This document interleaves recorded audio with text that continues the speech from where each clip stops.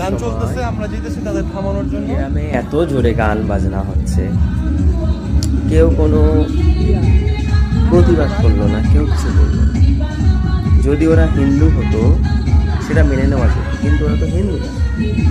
ওরা একটা বিয়ের অনুষ্ঠানে রাত 4টে অবধি গান বাজনা করে। 4টে অবধি যদি গান বাজনা করে, সাধারণ ঘরে তো সমস্যা হওয়ার কথা।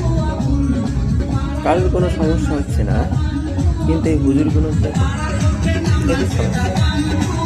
আরে ভাই, হুজুররা কি নিজের স্বার্থের জন্য কি করে? নিজের স্বার্থের জন্য যদি কিছু করতো, তাহলে ওই রাত্রি দৌড়াতো। আজান দেওয়ার আগে দেখছি ভুল হয়ে গেছে। অনেক হয়ে গেছে না বলেন?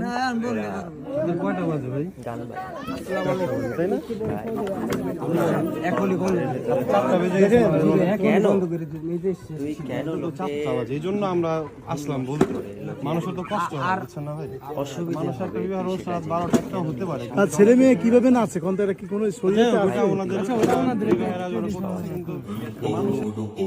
জায়গায় প্রতিবাদ করার জন্য জায়গায় المظالم حتى الأراضين ساموا رسول সেলুট জানাই, এই হুজুরকে সেলুট জানাই।